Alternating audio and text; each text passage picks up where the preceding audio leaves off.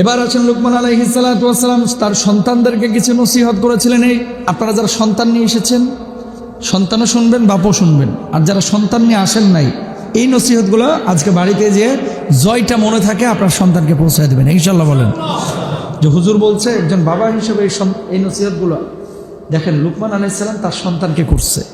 আর আল্লাহ রাব্বুল আলামিন এত পছন্দ করেছেন যে লুকমানের করা সন্তানের নসিহতগুলো গোটা কোরআনে আল্লাহ তাআলা কোড করে দিচ্ছে। তা আমার আল্লাহ যদি কোনো মানুষের সেই নসিহত পছন্দ করে, এই পছন্দের নসিহতগুলো আমার নবী পছন্দ করেছে, গোটা মুসলিম মিল্লাতের জন্য সোনার উপর চাইতেও কোটি কোটি গুণ বেশি এটা দামি নসিহত, ঠিক কিনা?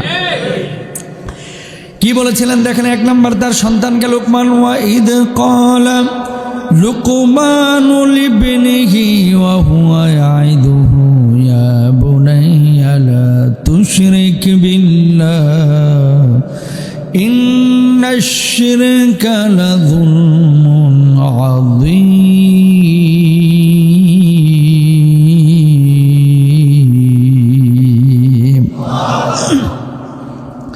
স্মরণ করো যখন লোকমান উপদেশ তার ছেলেকে উপদেশ দিয়েছিল, হে বৎস, আল্লাহর সঙ্গে কাউকে শরীক করো না, নিশ্চয় শিরিক হচ্ছে চরম লেভেলের জুলুম, অন্যায় কাজ, গর্হিত কাজ। আপনি আপনার সন্তানকে বলবেন বাবা শিরিক কি, আপনার সন্তানকে এটা শিখাবেন যে শিরিক হচ্ছে আল্লাহর সাথে কাউকে শরীক করা, আল্লাহর একত্ববাদে কাউকে শরীক করা। জীবনে সিজদা দিলে আল্লাহকে দিবা, কোনো মানুষকে সিজদা দিবা না, কোনো পীরকে সিজদা দিবা না, কোনো কবরে সিজদা দিবা না, কোনো মাজারে সিজদা দিবা না, কোনো জ্যোতিষীর কাছে যাবা না, কোনো গণকের কাছে যাবা না, কোনো পীর বাবার কাছে যাইতে হইলে দিন শেখার জন্য, ইসলাম শেখার জন্য যাইবা। কখনো আল্লাহ ছাড়া পৃথিবীর বুকে কোনো মানুষের সামনে মাথা ঝুঁকাইবা না, ঠিক কিনা? তাহলে এক নম্বর সন্তানকে বলবেন বাবা শিরিক করবা না।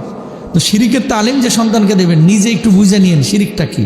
আল্লাহর সাথে কাউকে শরীক করা, মেডিসিন আপনি খাচ্ছেন, সুস্থ হচ্ছেন, অনেক সময় আমরা বলি এই ওষুধটা না খাইলে মরিয়া যাইতাম, নাউজুবিল্লাহ বলেন না, এরকম বলে, কিন্তু এই ইঞ্জেকশনটা না দিলে আমি শেষ, মরে যাইতাম। না, মরবেন না, যতদিন হায়াত আছে থাকবেন।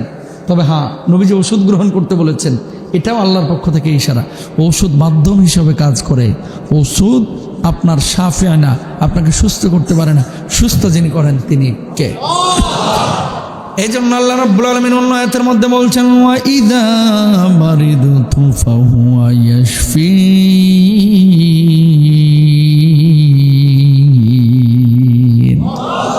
আমি আল্লাহ অসুস্থ করি, আমি আল্লাহ সুস্থ করি, সুবহানাল্লাহ। তাহলে এক নাম্বার হচ্ছে শিরক কখনো করবা না, সন্তানকে নসিহত করবেন। দুই নম্বর দেখেন, ওয়াসাইনাল ইনসানা বিওয়ালিদাইহি হামালাতুহু উম্মুহু ওয়াহানান আলা ওয়াহানিন ওয়া ফিসালুহু ফি আমাইন আনিশকুর লি ওয়া লিওয়ালিদাইহি ইলাইয়াল মাসীর। আল্লাহু আকবার। আমি তো মানুষকে তার পিতামাতার প্রতি সদাচরণের নির্দেশ দিয়েছি। আল্লাহ বলছেন, মা সন্তানের কষ্টের পরে কষ্ট সহ্য, যন্ত্রণা কষ্ট সহ্য করেছে, লালন পালন করেছে, সুতরাং সেই মায়ের সাথে ভালো আচরণ করো, বাপের সাথে ভালো আচরণ করো। মা তোমাকে 2 বছর দুধ পান করাইছে, 10 মাস 10 দিন পেটের মধ্যে ধারণ করেছে, কত রাত তুমি ঠিক মতো ঘুমাইতে দাও নাই, মাকে ঠিক মতো খাবার দাবার খাইতে দাও নাই। এই শীতের রাত্রে যখন কম্বলের নিচে ল্যাপের মধ্যে তুমি ঢুকেছিলা, তোমার মা ঢুকেছিল, মা যখন শীতের মধ্যে এই বাচ্চার কষ্ট হয়েছিল, তোমাকে বুকের মধ্যে জায়গা দিয়েছিল, বুকের ওপরে নিয়ে শুয়েছিল, যে সন্তানটা একটু উষ্ণ হোক, গরম অনুভব হোক, সন্তানটা ঠান্ডা না লাগুক।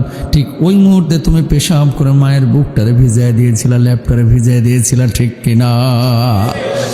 ও দরদের ভাইরা আমার, এত কষ্ট যন্ত্রণা আল্লাহ রাব্বুল আলামিন এই জন্য আয়াতে কারিমায় উল্লেখ করেছেন। বাপ মার খেদমত যে তুমি করবা, কেন করবা তোমার বাপ মার খেদমত? কারণ তোমার বাপ মার যন্ত্রণার পরে যন্ত্রণা, কষ্টের পরে কষ্ট তোমার জন্য সহ্য করেছে। আল্লাহু আকবার বলেন।